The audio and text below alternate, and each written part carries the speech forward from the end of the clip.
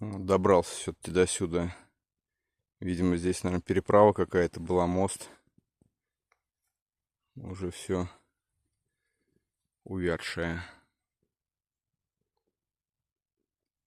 Или нет, даже, скорее всего, здесь дорогу держали эти деревья, потому что они так вдоль идут.